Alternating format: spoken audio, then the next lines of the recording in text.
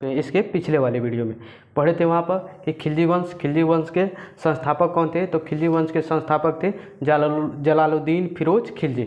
यह बहुत ही उदारवादी शासक थे, क्योंकि यह जनता के हितों को देखकर शासन कर रहे थे। इन्होंने जलालुद्दीन फिरोज खिलजी को दक्षिण भारत जीतने का बहुत ज़्यादा शौक था, तो इसलिए इन्होंने अपने भतीजा, जिसका नाम था अलाउद्दीन खिलजी, यह अपने भतीजा अलाउद्दीन खिलजी को दक्षिण भारत के अभियान करने के लिए भेजा। तो जब यह दक्षिण भारत के अभियान के लिए अलाउद्दीन खिलजी को भेजा, तो यह जब आया दक्षिण भारत तो इसने बहुत से धन को लूटा। इतना ज़्यादा धन को लूटा था जितना यह सोचा नहीं था कि अलाउद्दीन खिलजी। अब वो क्या किया कि जब यहाँ से बहुत ज़्यादा धन लूट कर लेकर गया दिल्ली पर, तो जो जलालुद्दीन फिरोज खिलजी थे वह अलाउद्दीन खिलजी से उस धन का हिसाब मांगे। तो जैसे जब वो हिसाब मांगे तो क्या किया कि अलाउद्दीन खिलजी ने जलालुद्दीन फिरोज खिलजी की हत्या कर दी। यह पहले ही पढ़ चुके थे। उसके बाद से जब यह हत्या कर दी, उसके बाद से दिल्ली पर शासन बन गया। अब कौन? दिल्ली का अब शासक बन गया अलाउद्दीन खिलजी। अब दिल्ली का शासन बन गया अलाउद्दीन खिलजी। अब जब यह दिल्ली पर शासन किया तो इसका शासन पीरियड था 1296 से लेकर 1316 तक। लेकिन यह खिलजी वंश का बहुत ही योग्य शासक है अलाउद्दीन खिलजी। इसके बारे में हर बार क्वेश्चन पूछा है अलाउद्दीन खिलजी के बारे में। तो यह अलाउद्दीन खिलजी था, जो इसका बचपन का नाम था अली गुरसफ। इसके बचपन का नाम था अली गुरसफ। कई बार क्वेश्चन पूछा जाता है कि अलाउद्दीन खिलजी के बचपन का क्या नाम था, तो यह अली गुरसफ था। अली गुरसफ यह बहुत ही योग्य और महत्वाकांक्षी शासक था। यह क्या करता था, सोचता था कि सिकंदर के भांति मैं भी पूरा दुनिया को जीतूंगा। तो यह क्या करता था, सिकंदर के भांति पूरा दुनिया को जीतने के लिए यह अपने अंदर वह ललक रखता था। इसीलिए यह अपने आप को द्वितीय सिकंदर या शाहनी कहता था। अलाउद्दीन खिलजी कहता था कि मैं द्वितीय सिकंदर हूँ, या सिकंदर ए शाहनी, मतलब सिकंदर के जैसा हूँ। तो यह अपने आप को कहता था। उसके बाद से यह एक बहुत ही क्या कहा जाए, मान के चलिए वह बहुत ही जरदुआ शासक था। जरदुआ शासक का मतलब क्या था कि जब कुतुबुद्दीन ऐबक ने कुतुब मीनार के निर्माण कराया तो कहा कि मैं उससे भी बड़ा एक मीनार बनवाऊंगा। तो यह कुतुब मीनार के प्रतिद्वंदी अलाई मीनार बनवाया था। उसके बाद से जब कुतुबुद्दीन ऐबक ने कुब्तुल इस्लाम मस्जिद बनवाया, तो ये क्या किया कि कुब्तुल इस्लाम मस्जिद के सामने एक अलाई दरवाज़ा का निर्माण कर दिया। कई बार क्वेश्चन पूछता है कि अलाई मीनार का निर्माण किसने किया था और अलाई दरवाज़ा का निर्माण किसने किया था। तो इन दोनों का निर्माण अलाउद्दीन खिलजी ने किया था। अब जब यह शासक बना तो यह 4 ठो घोषणा किया था अलाउद्दीन खिलजी का। जब यह शासक बना तो 4 चीज़ को घोषणा किया। पहला घोषणा यह किया कि इसने क्या किया कि गुप्तचर व्यवस्था की कि अब दिल्ली में गुप्तचर होंगे, अस्थायी गुप्तचर जिसे कहा गया, अस्थायी गुप्तचर की व्यवस्था किया। उसके बाद से इसने क्या किया कि छोटे त्यौहार और बड़े व्यक्तियों को छोटे त्यौहार मनाने से प्रतिबंध लगा दिया। उसके बाद से बड़े व्यक्तियों को भी मिलने से एक दूसरे से प्रतिबंध लगा दिया। उसके बाद से इसने एक और घोषणा किया कि दान में दी गई सभी भूमि को अब सरकारी भूमि में बदल दिया जाएगा, अर्थात दान में दी गई भूमि को खालसा भूमि में बदल दिया जाएगा। दिल्ली सल्तनत के पूरे पीरियड में जैसे खालसा के मतलब होता है सरकारी भूमि, तो क्या किया कि दान में दी गई जितनी भी भूमि है उसको अब खालसा में बदल दिया जाएगा। उसके बाद से इसने क्या किया, चौथा यह किया कि अब इसने नशा पर भी प्रतिबंध लगा दिया था। कौन? अलाउद्दीन खिलजी ने 4 चीज़ का घोषणा किया। पहला क्या किया कि इसने गुप्तचर की व्यवस्था किया। दूसरा इसने क्या किया, छोटे त्यौहार और बड़े व्यक्तियों को मिलने पर रोक लगा दिया। तीसरा इसने क्या किया कि इसने दान में दी गई भूमि को सरकारी भूमि में बदल दिया। और तीसरा इसने क्या किया कि नशा पर इसने रोक लगाया था। अब इसने कई प्रकार का इसने कर भी लगाया था दिल्ली पर। अब जैसे जजिया लगाया था, जकात लगाया था, खुम्स लगाया था, खरात लगाया था, चोरी लगाया था, घड़ी नाम का एक कर लगाया था। इतने सारे कर केवल अलाउद्दीन खिलजी लगाया था। अब एक एक करके इन कर को बारे में जानते हैं। तो मान लीजिए जैसे अब जजिया कर होता है, यह एक सुरक्षात्मक कर होता है। जो गैर मुसलमान होते हैं उन्हीं को ही यह देना होता है जजिया कर। अब जैसे क्वेश्चन पूछता है कि भारत में सबसे पहले जजिया कर किसने लगाया था, तो भारत में सबसे पहले जजिया कर मोहम्मद बिन कासिम ने लगाया था। उसके बाद से आता है हम लोग का जकात। तो जकात होता है यह मुसलमानों के आय पर लिया जाता है, जकात नाम का टैक्स। उसके बाद से होता है खुम्स। खुम्स जो होता है, जो भी सैनिक कहीं लूट दूसरे राजा पर अटैक करते थे तो वहाँ से धन वो लूट के लेकर आते थे। तो क्या करता था कि जो राजा होता था न, तो सैनिकों के लूटे हुए धन पर भी टैक्स लगाता था, तो उसी को ही खुम्स कहा गया है। अगर क्वेश्चन पूछेगा कि खुम्स किस प्रकार का कर है, तो खुम्स जो सैनिकों के द्वारा लूटे गए धन पर जो टैक्स लगता था उसी को ही खुम्स कहा जाता था। उसके बाद से होता है खरात। खरात होता था कि मुसलमानों को अपने घरों पर देना पड़ता था खरात। उसके बाद से एक होता है चरी। तो चरी नाम का होता है वह यह दिया जाता है, जैसे जो पशु रखे होते हैं वह चारागाह में चराते थे ना, तो उसके लिए चरी नाम का कर दिया होता था। और उसके बाद से एक घर बनवाने पर घरी नाम का कर देना पड़ता था। घर बनवाने के लिए घरी नाम का कर देना होता था, पशुओं को चराने के लिए चरी नाम का कर देना होता था। उसके बाद से अलाउद्दीन खिलजी के कुछ विभाग थे। यहाँ से कई बार क्वेश्चन पूछा है कि जैसे दीवाने ए आरिज, पहला इसका विभाग था दीवाने ए आरिज।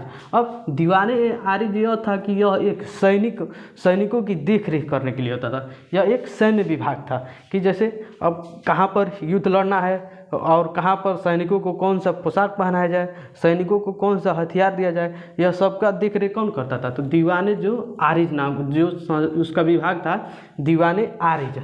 दीवाने आरिज नाम का जो विभाग था ना वो ये सब देखता था सैनिकों के देख रेख के लिए। उसके बाद से इसने एक और विभाग बनाया था, उसका नाम था दीवाने इंसा। दीवाने इंसा यह होता है जैसे शाही आदेशों को पालन कराने के लिए यह विभाग था कि जो भी शाही आदेश मतलब राजा जो आदेश करेगा उसका पालन करेगा, जो नहीं पालन करेगा तो उसका दंड देने का काम कौन करना था। तो यह दीवाने इंसा, अर्थात कहा जाए तो शाही आदेशों को पालन कराने का कार्य कौन करवाता था। तो दीवाने इंसा नाम का जो उसका विभाग था वह कराता था। उसके बाद से होता है दीवाने वजारत या दीवाने बिसारत। दीवाने वजारत या दीवाने बिसारत। दीवाने वजारत या दीवाने बिसारत बहुत ही इम्पोर्टेंट विभाग था इन सब में।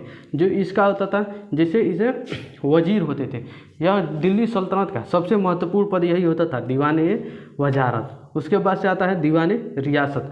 दीवाने रियासत विभाग होता था कि यह जैसे बाजार पर नियंत्रण रखता था कि जैसे कहीं बाजार में कहीं जमाखोरी ना हो जाए, कहीं बाजार में किसी चीज़ का अचानक मूल्य ना बढ़ जाए, कहीं किसी चीज़ का अचानक मूल्य गिर न जाए, तो उन सब का ध्यान कौन रखता था। तो दीवाने रियासत नाम का विभाग था वो रखता था। उसके बाद था चौथा पाँचवा इसका दीवाने सातल।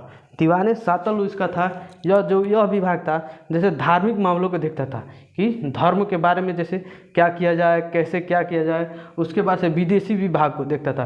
तो यह दीवाने सातल जो होता था यह धार्मिक विभाग को देखता था और उसके बाद से विदेशी मामलों को भी देखता था।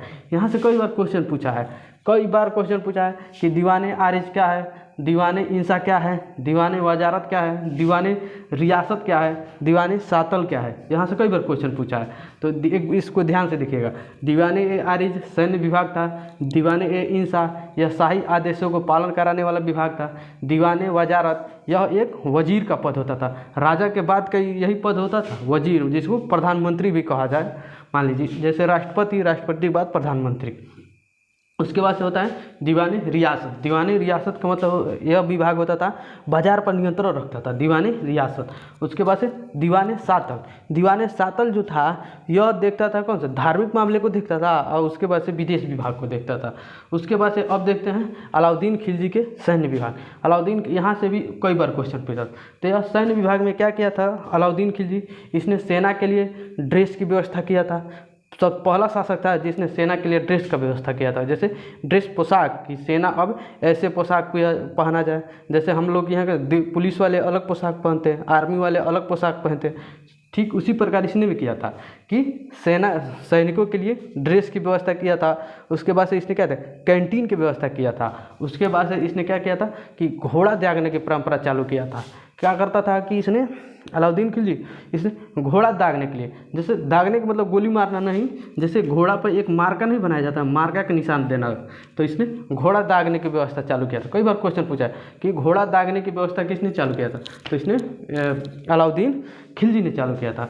उसके बाद से इसने क्या किया था कि इसने सैनिकों को नगद वेतन देना शुरू कर दिया था। नगद वेतन, जैसे इसके पहले जो कुतुबुद्दीन ऐबक था वह एकता व्यवस्था चालू किया था। एकता व्यवस्था उसे कहा जाता है जैसे वेतन के कोई किसी के घर काम करे न तो वेतन के पैसा न देकर उसको घूम दिया जाता था कि तुम इतना काम किए हो, इसके बदले पैसा ना लगे, इसके बदले तुम घूम ले लो।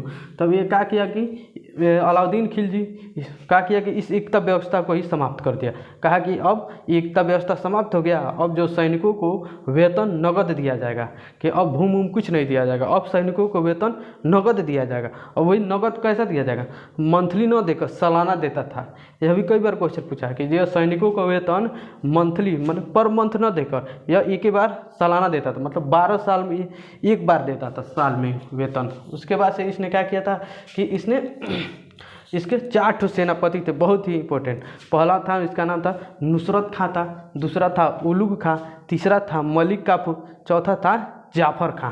इन चारों सेनापतियों को पैगंबर की खलीफा के पैगंबर से तुलना करता था। कहता था यह हमारे 4 पैगंबर के 4 दूत हैं, मान के चलिए दूत, ये बहुत ही इंपॉर्टेंट ये चारों थे। उसका क्या नाम था, एक का नाम था नुसरत खां, दूसरे का नाम था उलुग खां, तीसरे का नाम था मलिक काफूर और चौथे का नाम था जाफर खां। अब इसमें चारों को काम बांट दिया था कि नुसरत खां कहाँ लड़ेंगे, उलुग खां कहाँ लड़ेंगे। तो यह नुसरत खां और उलुग खां उत्तर भारत की जीतने की जिम्मेदारी इनको दे दिया था। उलुग खां और नुसरत खां को उत्तर भारत जीतने की जिम्मेदारी दिया था या लड़ने की जिम्मेदारी दिया था। उसके बाद से मलिक काफूर को दक्षिण भारत का अभियान दिया था। यह मलिक काफूर है ना, मलिक काफूर का जिम्मेदारी था कि दक्षिण भारत में जितने भी सैन्य अभियान करेगा वह मलिक काफूर करेगा। उसके बाद से आता है जाफर खान, चौथा नाम पे। तो जाफर खान क्या था कि यह मंगोलों से लड़ते हुए मारा गया था। यह जाफर खान जो था ना, मंगोल सबसे क्वेश्चन पूछता है सबसे ज़्यादा मंगोल किसके शासनकाल में आक्रमण किए थे, तो सबसे ज़्यादा मंगोल अलाउद्दीन खिलजी के समय आक्रमण कर रहे थे। अब जब भी मंगोल अलाउद्दीन खिलजी पर आक्रमण करते थे, जिसके वजह से इसका क्या होता था, दिल्ली का जो सीमा होता था वह दिल्ली के उत्तर सीमा असुरक्षित रहते थे मंगोलों के कारण। इन्हीं मंगोलों से युद्ध लड़ते हुए उसका एक सेनापति जाफर खान मारा गया था। कई बार क्वेश्चन पूछता है कि अलाउद्दीन खिलजी का कौन सा सेनापति मंगोलों से लड़ते हुए मारा गया, तो मंगोलों से लड़ते हुए मारा गया यही जाफर खान था। उसके बाद से आता है अब इसके अलाउद्दीन खिलजी के अभियान, जो जैसे सबसे पहले अभियान इसने किया था गुजरात पर ही इसने सबसे पहले अभियान क्यों किया था कि अलाउद्दीन खिलजी चाहता था कि मुझे उसे समुद्री मार्ग की ज़रूरत थी, कि अब उसे कहा था कि स्थल ओर से तो हम दूसरे देश में व्यापार नहीं कर पा रहे हैं उतना, तो इसलिए इसने समुद्री मार्ग के लिए इसने क्या किया कि सबसे पहले गुजरात पर आक्रमण कर दिया। कब किया था इसने किया था 1297 ईस्वी पर। 1297 ईस्वी पर अलाउद्दीन खिलजी ने नुसरत खां के नेतृत्व में गुजरात पर आक्रमण कर दिया। और उस समय गुजरात के जो शासक थे उनका नाम था कर्णदेव। अब क्या किया कि नुसरत खां ने क्या किया कि यहाँ पर कर्णदेव को इसने पराजित कर दिया, गुजरात को जीत लिया था। अब उसके बाद से यही गुजरात में ही उस एक भरोच नाम का एक स्थान है, वहीं पर नुसरत खां को मिला था एक मलिक काफूर नाम का एक गुलाम। यह मलिक काफूर नाम का गुलाम जो था उसको 1000 रुपये में खरीदा था नुसरत खां। अब यह मलिक काफूर इतना योग्य था, यह एक बहुत ही योग्य सेनापति था, लेकिन यह हिजड़ा था। जैसे पूछा जाता है कि जैसे इस हिजड़ा 1000 दिनारी गुलाम का क्या नाम था, तो 1000 दिनारी गुलाम यही था मलिक काफूर, जो एक हिजड़ा था, लेकिन यह बहुत ही योग्य था। इतना योग्य था कि पूरा दक्षिण भारत यह अकेले ही जीत को दे देगा अलाउद्दीन खिलजी को। तो उसके बाद से यहीं पर उसको गुजरात के क्वेश्चन पूछा है कि गुजरात के भरोच में ही इसे मलिक काफूर मिला था। इसे मलिक काफूर से कई बार क्वेश्चन पूछा है कि 1000 दिनारी गुलाम किसे कहा जाता है, तो 1000 दिनारी गुलाम मलिक काफूर को कहा जाता है। उसके बाद से इसने क्या किया कि जब अलाउद्दीन खिलजी यहाँ पर आक्रमण करने आ रहा था दक्षिण भारत में, तो बार बार यह राजस्थान वाले उसे रोक देते थे रास्ते में, कहते थे अगर उधर जाना है तो सबसे पहले हमसे लड़ो। तो अब यह क्या किया कि उसके बाद से गुजरात के बाद इसने क्या किया 1301 ईस्वी में गुजरात के रणथंभौर को जीत लिया। उसके बाद से 1301 ईस्वी में गुजरात के रणथंभौर को जीत लिया। और उसके बाद से 1303 ईस्वी में क्या किया कि इसने राजा चित्तौड़ चित्तौड़ के राजा का नाम था राजा रतन सिंह। राजा रतन सिंह पर भी आक्रमण कर दिया।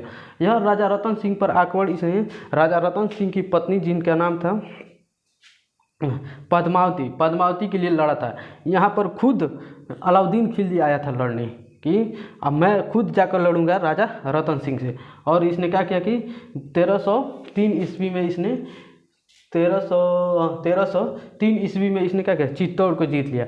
अब जब चित्तौड़ को इसने जीत लिया तो वहीं पर इसने यह चित्तौड़ अभियान रानी पद्मावती के लिए किया था अलाउद्दीन खिलजी। अब क्या किया कि जब ये जान गई वहीं पर रानी पद्मावती, तो यहाँ की जो भी उसमें एक परंपरा चलता था जिसका नाम था जौहर प्रथा, उसका नाम था जौहर प्रथा। अब ये जौहर प्रथा में क्या होती थी कि जो भी राजपूतों की महिलाएं स्त्रियां होती थीं वह क्या करती थी कि अपने आप को जलते हुए अग्नि के कुंड में कूद कर जान दे देती थी। कि जब वो सुन लेती थी कि मेरा पति युद्ध में मारा गया है तो क्या करती थी कि इस अग्निकुंड में, जलती हुई अग्निकुंड में अपने आप को ही कूद लेती थी। कहती थी कि मैं अपने पति के लिए जौहर कर गया हूँ। तो यही जौहर प्रथा है। उसके बाद से इसने क्या किया कि 1307 ईस्वी में मलिक काफूर ने देवगिरी पर आक्रमण कर दिया था। जब 1307 ईस्वी में देवगिरी पर इस आक्रमण किया तो उस समय देवगिरी के शासक थे रामचंद्र। अब क्या किया कि रामचंद्र थे, अब यह बहुत ही योग्य शासक थे। ये क्या किया कि मलिक काफूर से युद्ध में बहुत बहादुरी से लड़े और इनकी बहादुरी को देखते हुए मलिक काफूर ने औरंगजेब से कहा कि यह एक बहुत ही देवगिरी के शासक है जो बहुत ही बहादुर है। तो ये क्या किया कि उनकी बहादुरी को, उनकी क्षेत्र को तो जीत लिया था, मलिक काफूर देवगिरी को जीत लिया, लेकिन उनकी बहादुरी को देखकर अलाउद्दीन खिलजी ने रामचंद्र को देवगिरी का जागीरदार बना दिया। और उसके बाद से इसने यहाँ पर किया देवगिरी पर आक्रमण। उसके बाद से इसने कर दिया 1309 ईस्वी में वारंगल पर यहीं पर है तेलंगाना के पास। तो 1309 ईस्वी में अलाउद्दीन खिलजी ने मलिक काफूर के नेतृत्व में यहाँ पर आक्रमण कर दिया पर वारंगल पर 1307 ईस्वी में। वहाँ के शासक थे प्रताप रुद्र देव। अब ये क्या किए कि जब आक्रमण किए तो ये प्रताप रुद्र देव मलिक काफूर से लड़ा नहीं, कहा कि अपने आप पहले ही हार मान लिया था। अब ये क्या किया कि मलिक काफूर कह रहे हैं जिसका नाम था प्रताप रुद्र देव, ये क्या किया कि एक कोहिनूर हीरा जो गोलकुंडा यहीं पर खान है, गोलकुंडा की खान से निकला हुआ था कोहिनूर हीरा। और उसके बाद से इसने क्या किया कि एक अपना मूर्ति बनवाया सोने का और उस मूर्ति को एक चैन से लपेट कर और उसको अलाउद्दीन खिलजी को भेजवा दिया। कहा कि मैं आपकी अधीनता को स्वीकार कर लेता हूँ। तो यह बिना लड़े ही अपने अलाउद्दीन की अधीनता को स्वीकार कर लिया था। कौन था? प्रताप रुद्र देव था। यह बिना लड़े ही अधीनता को स्वीकार कर लिया था। उसके बाद से क्या किया था कि इसने यहाँ पर दक्षिण भारत को जीतने की जिम्मेदारी मलिक काफूर को दिया था। अब उसके बाद मलिक काफूर ने यहीं पर क्या ना होयसल वंश पर आक्रमण कर दिया। यहीं पर है होयसल वंश, जिसकी होयसल वंश पर आक्रमण किया। तो ये क्या किया कि होयसल वंश को तो पूरा जीत लिया था मलिक काफूर, लेकिन होयसल वंश की राजधानी थी द्वार समुद्र। कई बार क्वेश्चन पूछा है कि होयसल वंश की राजधानी क्या थी, तो द्वार समुद्र। तो होयसल वंश के और सब ऊपर के क्षेत्र को तो इसने जीत लिया था, लेकिन होयसल वंश के राजधानी को नहीं जीत पाया था। कौन? मलिक काफूर। तो यानी अलाउद्दीन खिलजी। तो क्वेश्चन पूछता है कि अलाउद्दीन खिलजी दक्षिण भारत का कौन सा एरिया नहीं जीत पाया था, तो यह द्वार समुद्र, होयसल वंश की राजधानी द्वार समुद्र को अलाउद्दीन खिलजी ने नहीं जीत पाया था। उसके बाद से आता है कि इसने 1311 ईस्वी में इसने पांड्य वंश की राजधानी मदुरई को भी जीत लिया था। उसके बाद से इसका मृत्यु हो गया अलाउद्दीन खिलजी का 1316 ईस्वी में। यह किसी बीमारी की वजह से इसकी मृत्यु हुई थी, मर गया। उसके बाद से इसने बहुत कुछ काम किया था। इसने अलाउद्दीन खिलजी ने को सबसे पहले भूमि पैमाइश की व्यवस्था किया था। क्वेश्चन भी यह भी पूछा है कि दिल्ली सल्तनत में सबसे पहले भूमि पैमाइश की व्यवस्था किसने किया था, तो दिल्ली में सबसे पहले भूमि पैमाइश की व्यवस्था यही अलाउद्दीन खिलजी ने किया था। और इसके समय जो टैक्स भी था कृषि पर टैक्स 50% हो गया था। और उसके बाद से जो मरा गया तो उसके बाद से उतना योग्य शासक नहीं हुए। एक आया जिसका नाम था कुतुबुद्दीन मुबारक शाह खिलजी। इसका शासन पीरियड था 1316 से लेकर 1320। यह यह उतना योग्य शासक नहीं था। इसने एक काम किया था कि इसने खलीफा के पद को ही समाप्त कर दिया था। यह खलीफा का पद क्या होता है, जैसे कि दिल्ली सल्तनत में किसी को राजा बनना होता है ना, तो उसे ईरान के खलीफा से खिलअत का डिग्री लेना होता था। अगर उसके सुल्तान बनना होता तो इसने कहा कि मैं किसी से डिग्री उग्री नहीं लूँगा। इसने कहा कि खलीफा के पद को समाप्त कर दिया। यह बहुत ही वो ऐसा कहा जाए कि यह कभी कभी महिलाओं के वस्त्र पहन के भी शासन में चला आता था। जैसे जो भी राज दरबार होता था उसमें क्या करता था कि महिलाओं के वस्त्र भी पहनकर सीधे चला आता था। अब इसके व्यवहार से देखकर पूरे जो राज्य जनता थी उसके परेशान हो गई थी। यह ऐसा काम करता था कि जिसका कोई गति नहीं था। तो इसको क्या किया कि इसको एक षड्यंत्र से क्या किया कि इसको मरवा दिए। वो षड्यंत्र रचा था कौन, गाजी मलिक ने क्या किया कि एक षड्यंत्र रचवाया और उसके बाद से खुसरो खान से इसकी हत्या करिया दे, कुतुबुद्दीन मुबारक शाह खिलजी की। तो कुतुबुद्दीन मुबारक शाह की खिलजी खुसरो खान ने कर दिया और उसके बाद से खुसरो खान की हत्या इसने गाजी मलिक ने कर दिया। गाजी मलिक का ही एक दूसरा नाम है गयासुद्दीन तुगलक। गाजी मलिक का ही दूसरा नाम है क्या, गयासुद्दीन तुगलक। अब यह क्या किया कि खिलजी वंश के अंतिम शासक थे कुतुबुद्दीन मुबारक शाह खिलजी, उनकी हत्या कर दिया खुसरो खान ने, और खुसरो खान की हत्या कर दिया गाजी मलिक ने। अब क्या किया कि यही गाजी मलिक ने आगे चलकर तुगलक वंश की स्थापना कर दिया।